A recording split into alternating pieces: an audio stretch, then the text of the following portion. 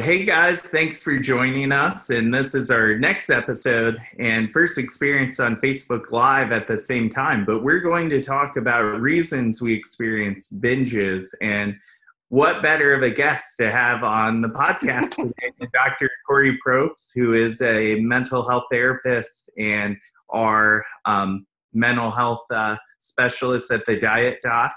And I love having you on these because there's no one else better than to dig deep with a medical professional with this. Thank you, Adam. I appreciate it. I love our discussions too, because, you know, we both have so much experience in this area. You're in the trenches with clients all the time, just like I am. And, you know, it's one thing to say we know the research. It's a whole other to be working one-on-one with individuals who are struggling with this stuff. So I'm excited for the chat. Yes, absolutely. Me as well. Yeah. So I want to ask you, Adam, you know, as you think about what your clients are maybe even currently experiencing right now with everything kind of going on in the world, shows being canceled, you know, competition plans and goals shifting and changing, are you seeing an increase in binge eating? What does it look like for you? It hasn't been as bad. I think I have a really exceptional, mentally tough crowd right now. I really do. Now, I will say I've seen tidbits of it where my show was canceled and I did decide to have ice cream. And then you just kind of wonder, is this going to perpetuate and we're going to see it on a weekly basis? And they seem to be squashing it really, really well, which is awesome. So, and I think part of that came from my clients, just like I just found out about the show getting canceled Friday. I'm not going to bother Adam to see if I can have a cheat meal. And I think they know that I'm relatively flexible. And if your show got moved 7, 8 to 10 weeks back, we have quite a bit of time. And as you know, a lot of my clients are ready early. So that makes a big difference as well. Mm-hmm. Mm-hmm. Yeah. It's interesting because I think that if we're serious about being an athlete and participating in our sport, then ideally, I say this, ideally, we are not just training our bodies, right? Yes. But we are very, very focused on training our minds as well in skills like quick recovery and resilience, and we're using different things like visualization and, you know, stopping the thoughts as we're navigating different pressures that we know are not, they're not the thoughts that are not congruent with us being in that optimal zone that we need to be in to prepare. Right. You know, I don't look at your athletes that maybe have this momentary lapse in judgment as not being resilient or not having the skills or the capacities to, you know, weather the adversity. I think all of us are going to be impacted. All of us do in some way have some struggle. It's what do we do with it? Can we notice it quickly? And how are we going to respond to it? And the same thing really applies with, you know, how are we noticing the urges to binge? What do they look like? What do they feel like? What are the thoughts that go through our heads that have the potential to, you know, kind of pick up speed and steam and momentum that could lead to us engaging in a behavior that we're really going to be sorry about and regretful for? How do we see it early and then, you know, make the changes necessary? Yeah, absolutely. Like you said, you need to identify when these symptoms are coming. And when you're talking about this, I start thinking justification. And I really think that your mind will talk you into doing this. And I think you really need to set the mood for yourself. Aside from just thinking, You need to put yourself in a not stressful environment. And I think of all my mothers right now who have a kid tugging on their shirt all the time while they're hungry, while they're trying to process these feelings, and how much of those feelings get suppressed and ignored. And we just follow what feels natural, which is to eat and to survive and thrive. And because we're specifically really talking often about contest dieting right here. So there really is not a whole lot of room for error when you're trying to be your absolute best. And to put yourself in a even more state of an isolation than right now, I think is really important, and setting a mood. Your surroundings affect your mood. Maybe put on your favorite song and then think through it. Put yourself in a positive mindset. And if you're in a negative mindset, that binge is going to happen. And I'm really big on writing things down. Writing down what you're feeling can really be like having a conversation with yourself. And if you're trying to process a lot, you're going to forget some steps that you're thinking through if you don't write them down. And if you're taking the time to step away from this binge, you are now getting ideal development. So this is a time to write down ideas. What am I feeling? What am I thinking? Am I trying to justify this? How will I feel tomorrow? And you taught me this, that when you write things down, a lot of things seem very adolescent, right? Or a lot of our fears just aren't just our fears, and they aren't really going to happen. I think I touched on a lot there, so I'll let you kind of counter punch with that. I was like, okay, how am I going to summarize this? Yeah, so we'll stop there for now. A whole bunch of things, Adam, that could potentially lead to a binge urge, a negative mindset.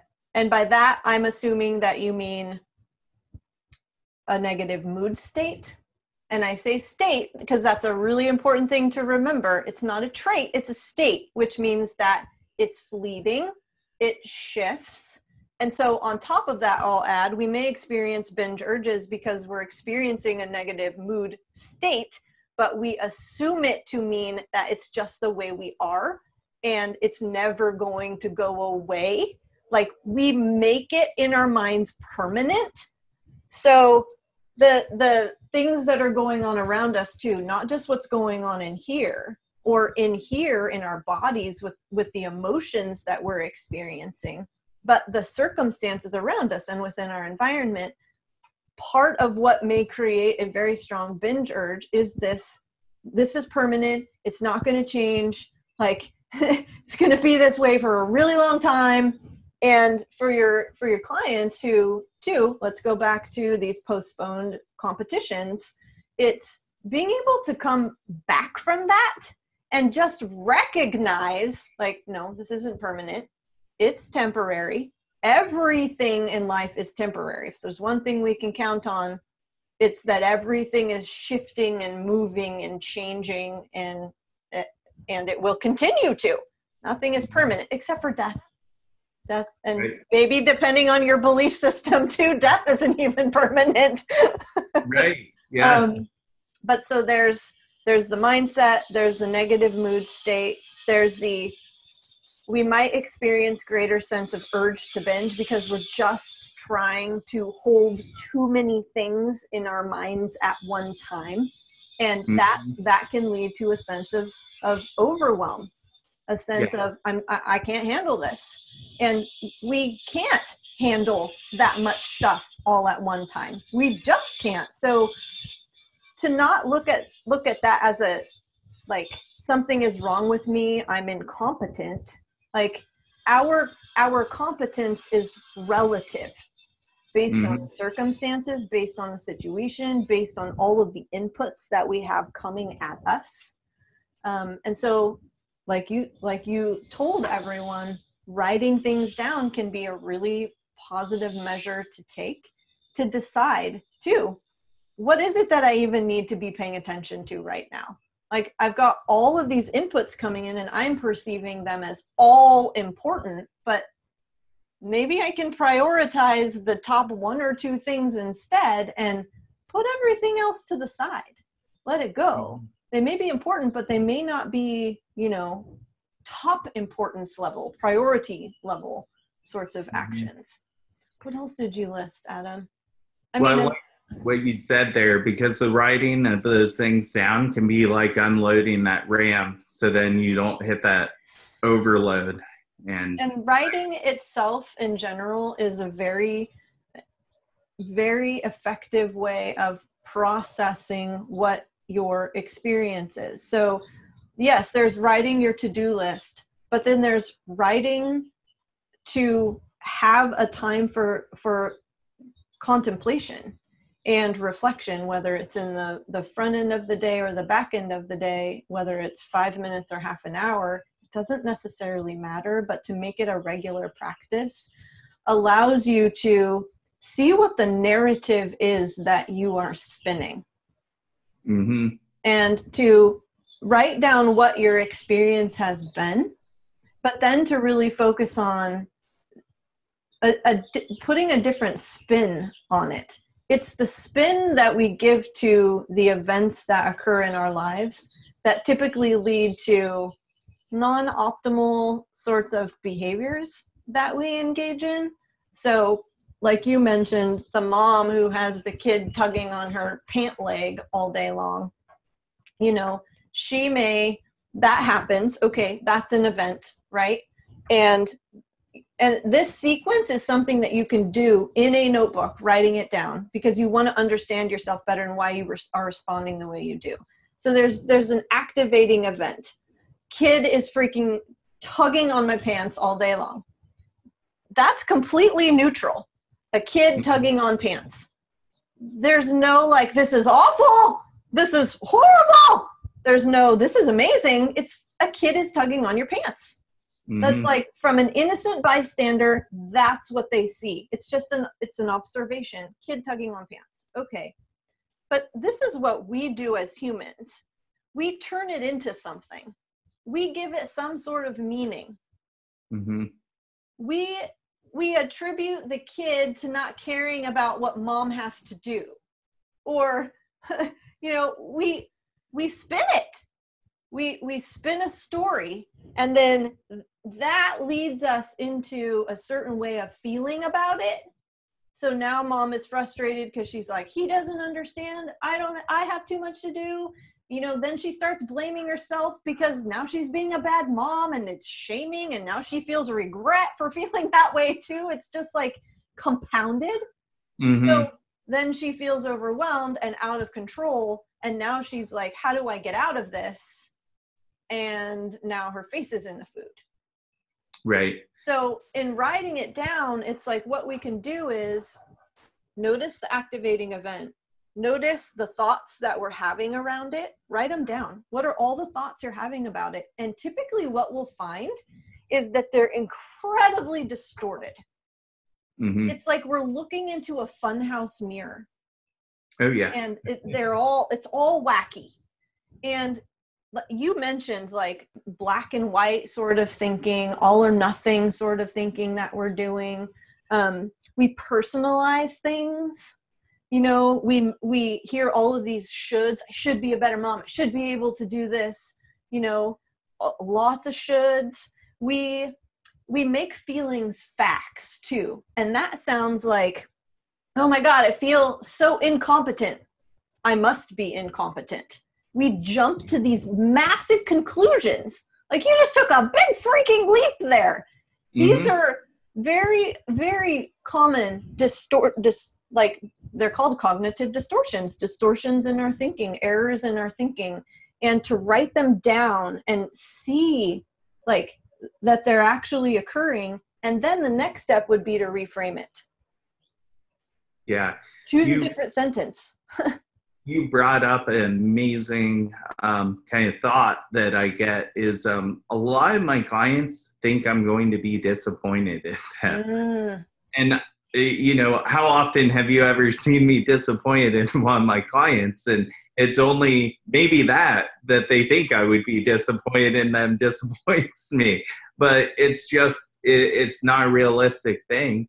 Mm-hmm. Now, I know maybe what they did might help them get closer to their goal, but I understand that this is hard. And if this were easy, they would not hire me to do this. Right. So I'm here to, actually them messing up gives me more purpose and makes me feel and makes me feel important. So I'm not disappointed. I'm here to help you. You're doing a lot there, and you're bringing up a very good point, because for a lot of individuals who I work with, they come to me because they're binge eating. What we see is this incredible level of just shame and disappointment in themselves for thinking that they aren't measuring up to these external expectations. You're an external to your clients, Adam. And if they're going into all of these situations, and okay, you know what? I want to say this, it's normal, it's natural, especially with people whom we respect and admire, to worry about being judged or worry about disappointing them. However, it is of no help to us when we shame ourselves and look at ourselves as deficient, and look at ourselves as incompetent when we make a mistake and don't feel like we have the integrity or accept ourselves enough to share with that person what just occurred. Does that make sense? Absolutely. It's like we have to, let me back up a little bit. One of the things that I see my clients really that moves them closer to a binge is, and creates binge urges, is a very large lack of self-acceptance. And this, I feel like, goes hand in hand with that fear of disappointing someone or fear of being judged by someone, because we are essentially giving away our own integrity. Yeah.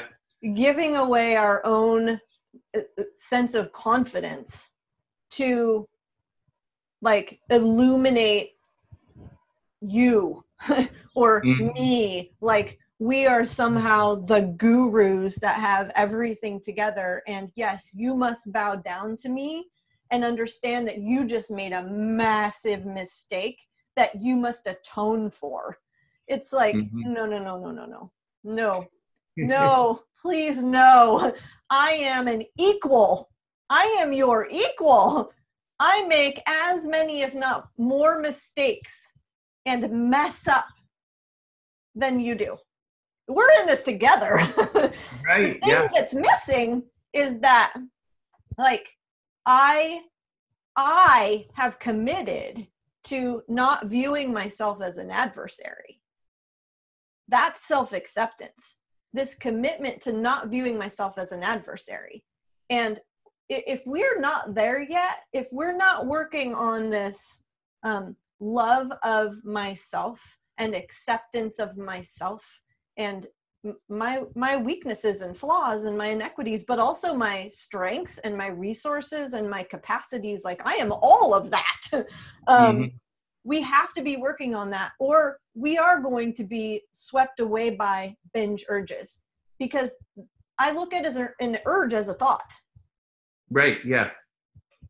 Absolutely. We are going to spin those stories, because if we haven't committed to not being an adversary, and if we haven't committed to loving ourselves, and if we haven't committed to acknowledging that, you know, perfection doesn't exist, that's not the name of the game here, then the thoughts are going to be around, I'm not worthy, I'm not good enough, I've disappointed this person, I'm going to do what it takes to not be judged, and in the process, like, let go of my own personal integrity. So yeah. And, you know, that leads into another area that one reason we experience binge urges is because we have these very, like, I was going to say short-sighted, unreflective, internalized beliefs about how things need to or should be, how we should or shouldn't look, what we should or shouldn't weigh, how we should or shouldn't speak. And I've even noticed this, Adam, I feel like I'm talking nonstop, but one thought is like leading to another. Oh, yeah. I'll give you the floor here in a second. As a female, and this is in no way a female issue. We just had a conversation about men and them needing to be in community with each other so they can learn to be vulnerable. Like, but here's the thing that will create more binge urges is this belief that, like, this is what society tells us is like, I have to maintain a certain level of youth. Like, my hair can't go gray and I can't have wrinkles. And you see it, like, people are getting Botox more than ever. People are getting surgeries more than ever to try to maintain a level of youth. You know, that's a woman thing. That's a female thing. The thing for men, because I work with men who are binge eating too, it's, you need to maintain this air of masculinity. You cannot share your feelings. You cannot be vulnerable. You know, most men were grown up with that. Here is what's okay for you to be and for what you need to do as a man. And when we attempt to live in accordance with those messages and those ideas and those beliefs that are not even true, then it's like our integrity is going to, like, dig at us and dig and dig and dig and create a real discomfort that we're going to try to shove down and get away from because it's uncomfortable. Yeah, absolutely. I also have to add to that, as somebody who is a contest prep coach and focuses so much on how people look, if you would ask me about a lot of my past clients, I could say, yes, that person had a wonderful physique, and that might pop up in conversation, but more of the conversation is going to be, that person was a great person, that person, you know, did this, this, and this, and the physique side of that pie is so small when that was our entire focus of our work together, was doing that. But a lot of the other things ring a bell in my memory versus just the physique side. And I think that's important for any of my listeners to hear, because, I mean, here I am bringing some of the best physiques to pro stages, amateur stages, but my connection and my conversations with the clients and just our relationship mattered more to me than their physique. Great example, one of my clients I've hired for like 2 years now, every year on her anniversary, she posts her proposal video. I'll remember that my entire life as a coach because it's so cute. He had a seal swim up with a buoy that said, "Will you marry me?" And I watch it. This is the second year it's happened. I watch it every year. It puts a smile on my face. And she has an incredible physique, but I'm more than likely to probably talk about her engagement versus really spending a lot of time talking about her physique. It's special, Adam, and it's unique, and it's extraordinary because you are the exception. To have a coach who wants to know you as a person, like you want your clients to be themselves in your relationship. You don't want them to be automatons. You don't want them to just do what you tell them to do. You want them to take it in. You want them to reflect on it. You want them to understand it. And then you want to have a conversation about it. Now, of course, as a physique competitor, like if you're going to go on stage in 5 minutes, they send you a picture and you're like, okay, you need water stat or like eat something salty now. Like Yeah. they're going to do that. But we're on a broad scale, like this sense of belonging that they're experiencing with you puts them in the position to learn how to care for themselves, because you're being a model for them about how to turn inward, how to turn towards themselves instead of turn away. And you're always asking them to, like, okay, go look in the mirror, like metaphorically and practically, but look in the mirror, like look inside. What's important to you? Share with me who you are, not just what you look like and how you are, but who are you? I want to know you as a human. Mm-hmm. Right. Absolutely. Yeah. It's that may be one of the largest sort of predictors of binge eating is low self-concept. And if we look at what a concept is, Adam, it's a set of ideas that when combined kind of help to explain a phenomenon, right? So the self, what is the self? A collection of experiences and ideas and emotions and beliefs and attributions and desires and motivations and goals and relationships. But I think if we were to break that down into kind of more understandable parts, what we would see are a few things. We would see someone with self-esteem, and when we look at when we look at the definition of self-esteem, it's kind of similar to self-acceptance, but it's this honest and realistic opinion of oneself. Mm-hmm. And that sometimes can be based on the information that comes in from other people. But what we're not doing with that information from other people is weighing our worth based upon it.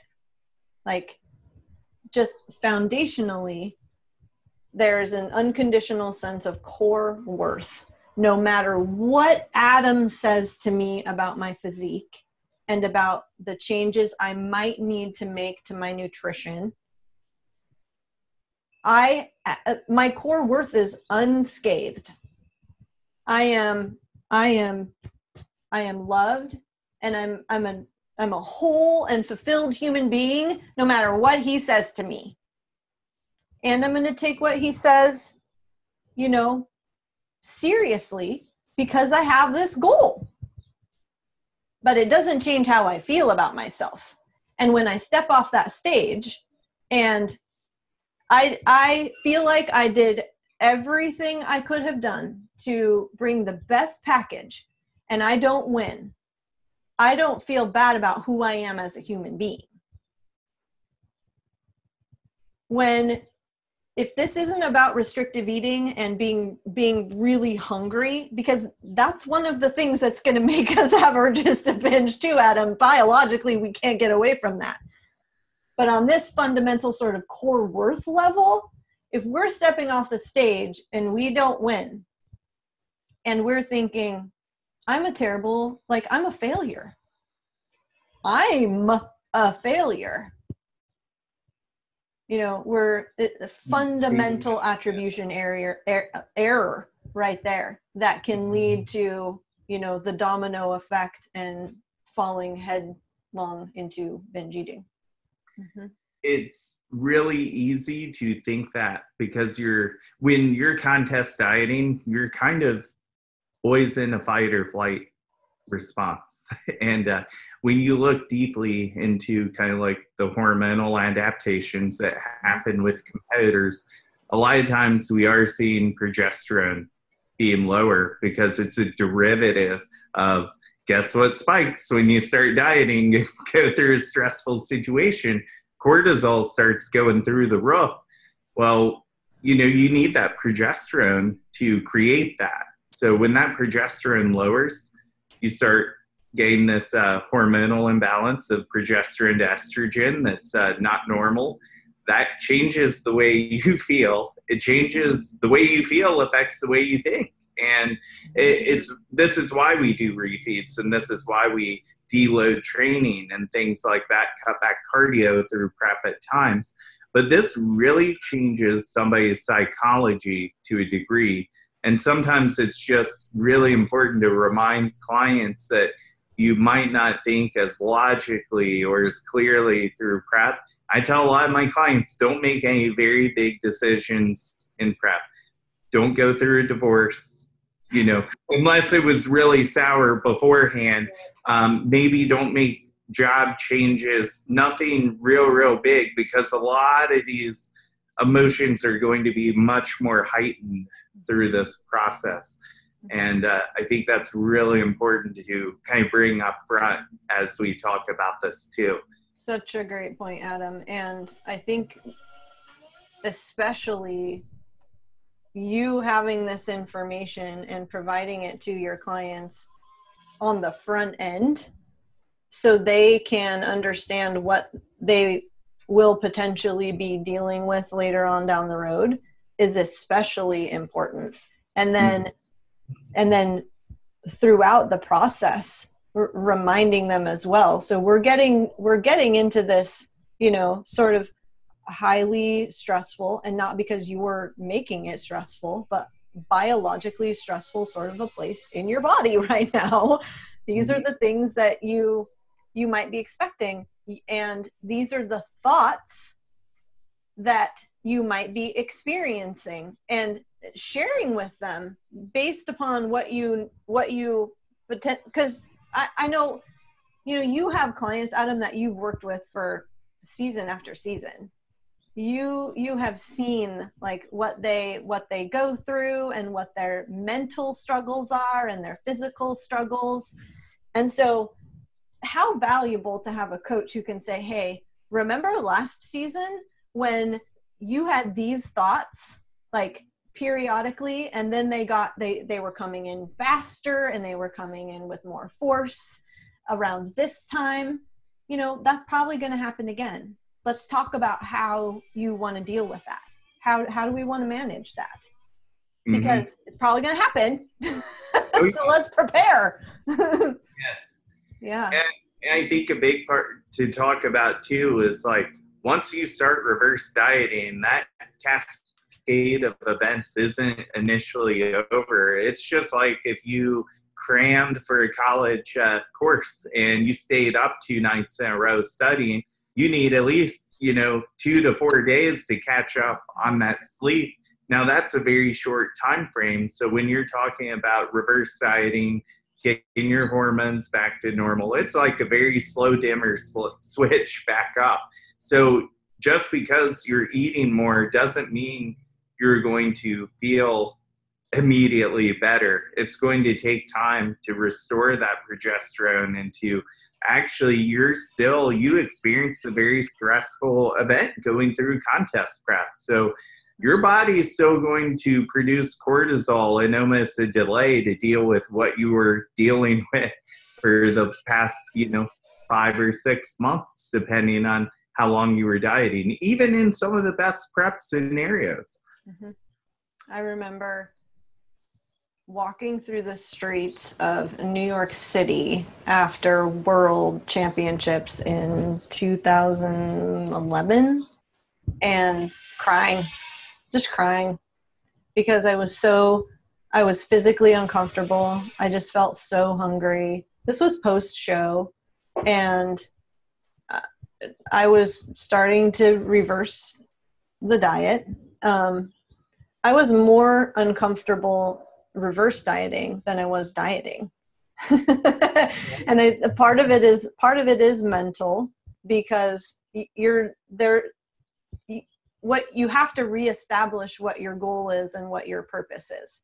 And if the show ends and you haven't necessarily worked through that, like, and you don't have a purpose and you don't have a target, and you haven't thought through what are the behaviors that are most important to me and what could get away, you know, what could get in the way of these behaviors and how do I want to structure my environment? Like, that's all post show work.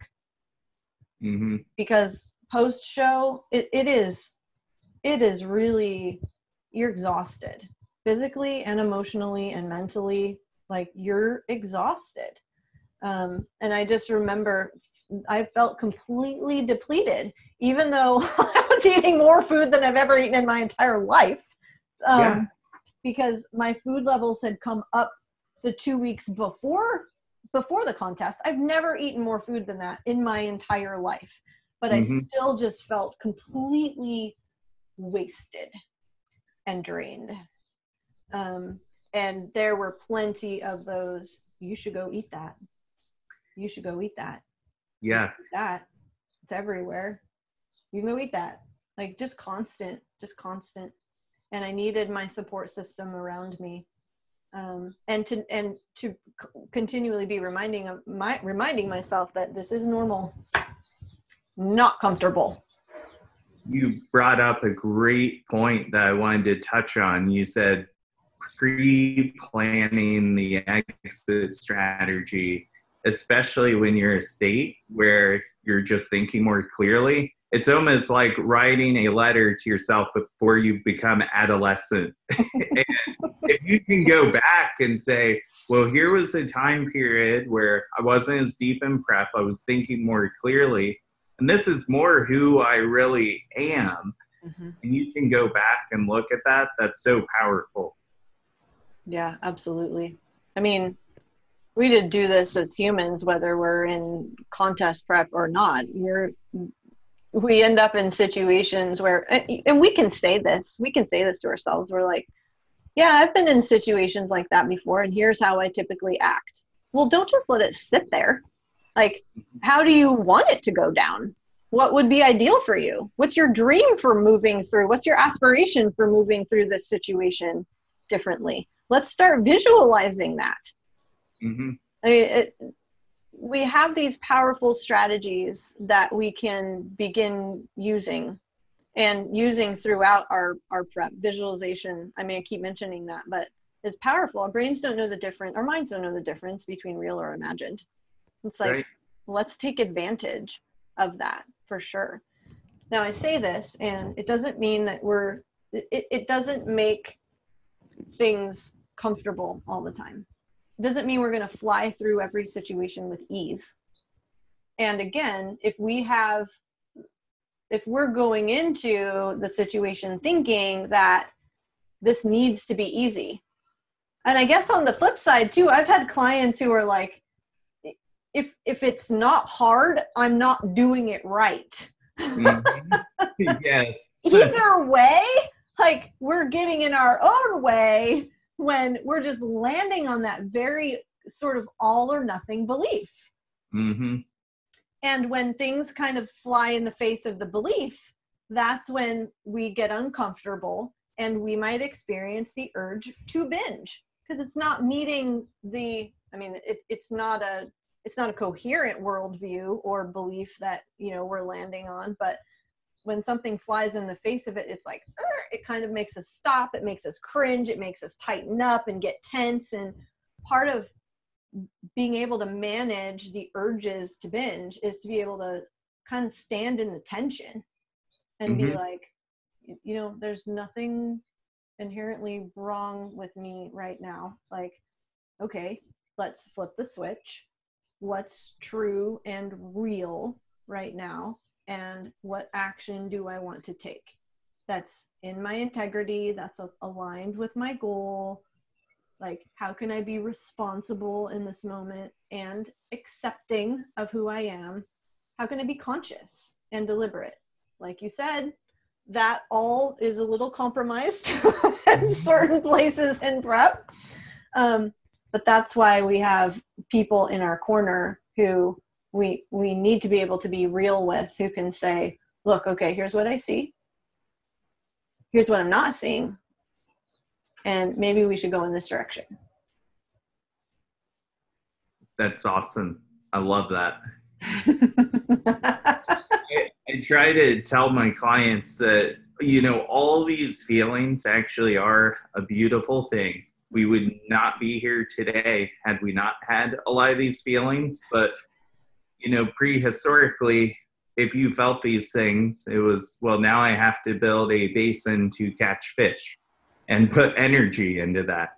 Where our lives are so simple, I walk to the fridge and I fix this. And if you watch a episode of Naked and Afraid or two, you will become watching one of the best social experiments with people and the psyche of dieting and food when you see those people with very low rations trying to survive in a very stressful situation.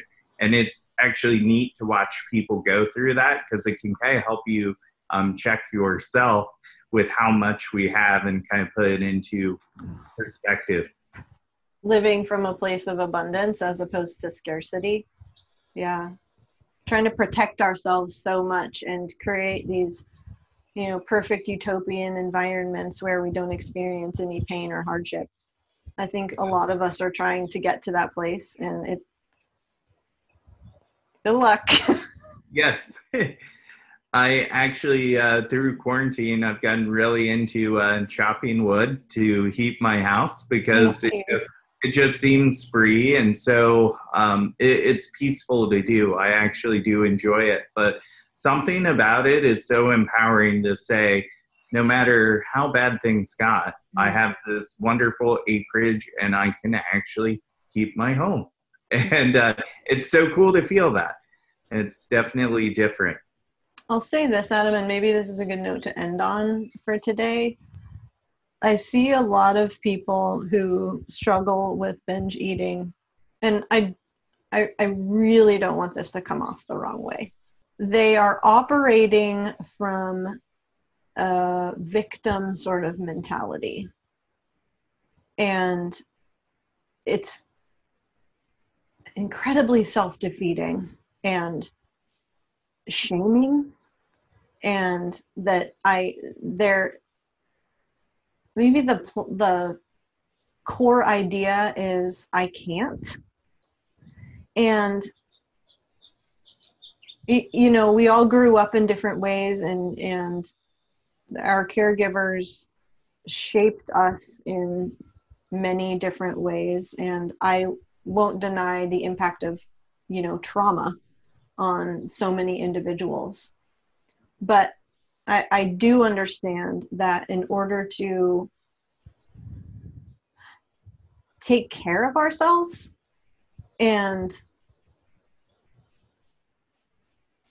be able to change our behavior in a real meaningful way that helps us to find or I'll say rediscover, because our core worth has always been in here. It was there when we were born. It didn't go anywhere. It was just covered up with a bunch of crap from culture and from other people and their expectations and things that they said we should or shouldn't do. But we have to learn how to move away from the victim mentality and rediscover our worth again, that we do have the capacity. That does not mean that when we do that, people won't hurt, people won't be disappointed, that we won't be judged when we stand up for ourselves and say, you know, actually, that's not the best decision for me. Or, no, actually, this is what's important to me. Or, no, you know, actually, this is the direction I'm going to take. And I can think of so many examples in my own life, Adam, where, God, it was freaking brutal to say to certain people what I had chosen to do, knowing that they weren't going to approve. And I was like, I'm the one that has to live with myself. Me. No one else lives in here. And me me being the victim and saying that I can't or I won't because of X, Y, and Z, mainly all of these outer expectations of others or whatever, wasn't going to get me to where I wanted to be. Yeah, absolutely. I do see a lot of that, and I do think that that was a very well said, because it's a really easy mentality to fall into. Mm-hmm. There's so many things out of our control right now, but the ball still really is in our court to control. And I truly believe in the meme that life is 100% of how you react to things versus what happens to you. And that is so true. I've seen more divorce within my camp than I've ever seen, more breakups. And I've told all of my clients, if this has happened to you, you've probably heard me say this. I say that even though that this is such a difficult time, I can promise you that when you get through this, you will look back on this bad time and realize, had this store not closed, you wouldn't have been able to get such another great gift somewhere else in your life along the line. So you eventually will be glad that the bad happened. Mm-hmm. Yeah, finding the meaning in it. Yeah, even if we would never wish it upon another person, even if we can say, like, I wish I hadn't had to go through that pain, and here is the meaning of it and what I understand about myself as a result of it, that's powerful. Yeah, absolutely. This was amazing. Really good podcast today. Yeah, thank you, Adam. Thank you guys for joining us, and we will see you next time on Contest Prep University. Thanks, guys.